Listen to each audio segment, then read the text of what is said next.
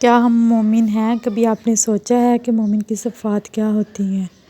اللہ تعالیٰ نے قرآن پاک میں 6 چیزوں پر ایمان لانے والے کو مومن قرار دیا ہے۔ وہ 6 چیزیں کون سی ہیں؟ الذین یؤمنون بالغیب ویقیمون الصلاۃ ومما رزقناہم ینفقون والذین یؤمنون بما انزل الیک وما انزل من قبلک وبالآخرۃ هم یوقنون اولئک علی ھدی من ربہم واولئک ھم المفلحون۔ جو غیب پر ایمان لاتے ہیں، نماز قائم کرتے ہیں اور جو کچھ ہم نے انہیں دے رکھا ہے اس میں سے اللہ کی راہ میں خرچ کرتے ہیں، نیز وہ آپ صلی اللہ علیہ وآلہ وسلم کی طرف نازل شدہ وحی پر ایمان لاتے ہیں اور اس پر بھی جو آپ صلی اللہ علیہ وآلہ وسلم سے پہلے نبیوں پر اتاری گئی تھی، اور وہ آخرت کے دن پر یقین رکھتے ہیں۔ تو اس میں ہے کہ سب سے پہلے غیب پر ایمان لانا۔ غیب پر ایمان لانے کی 6 چیزیں کون سی ہیں؟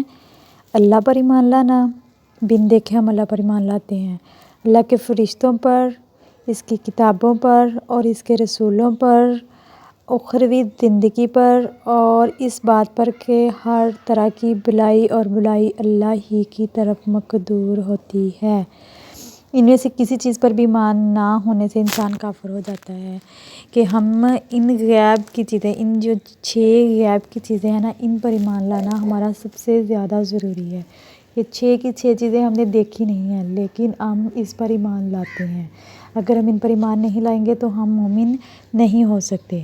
تو سب سے پہلے غیب پر ایمان لانا، پھر اس کے بعد ہے نماز قائم کرنا۔ اگر ہم نماز قائم نہیں کریں گے تو بھی ہم مومن نہیں ہیں۔ دیکھیں حضرت آدم علیہ السلام کو شیطان نے، ابلیس نے ایک دفعہ سجدہ کرنے سے انکار کیا تھا۔ اللہ تعالیٰ نے ایک دفعہ حکم دیا اور اس نے انکار کر دیا، تو کیا کہ وہ کافر ہو گیا، اور قیامت تک اللہ تعالیٰ نے اس کو کافر ہی رکھنا ہے، آخرت میں بھی وہ کافر ہی رہے گا۔ تو اس کے بعد ہم کیا کرتے ہیں؟ ہم پورا دن میں کتنی نمازیں پڑھ لیتے ہیں؟ ہو گئی 1 پڑھی گئی، 2 پڑھی گئی، جتنی ہمارا دل کرتا ہے ہم پڑھ لیتے ہیں، نہیں دل کرتا تو ہم نہیں پڑھتے۔ دیکھیں ایک دفعہ انکار کرنے سے کتنی بڑی سزا ملی ہے اسے، شیطان کو، اور ہم کتنی دفعہ انکار کرتے ہیں۔ نمبر 3 پہ ہے جو کچھ ہم نے انہیں دے رکھا ہے اس میں سے خرچ کرتے ہیں۔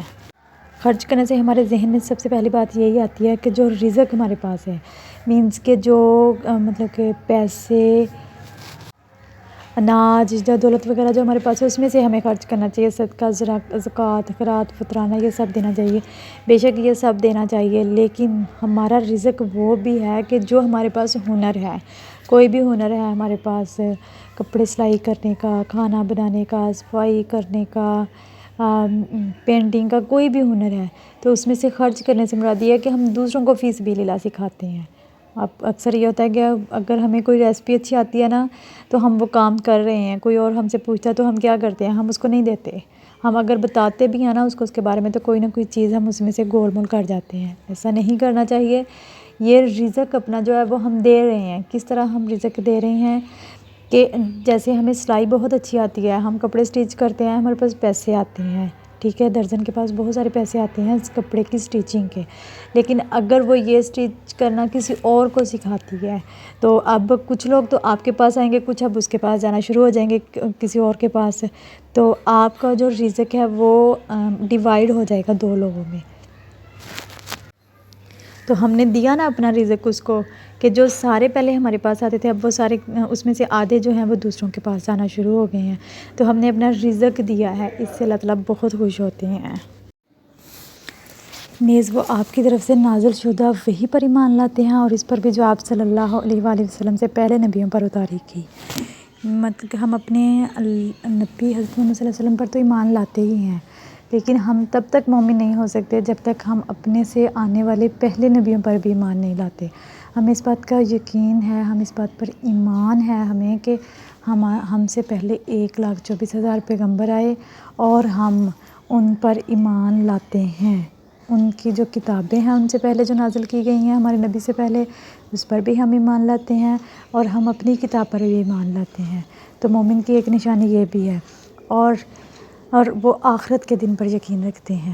آخرت کے دن پر بھی یقین رکھنا مومن کی صفات میں سے ہے۔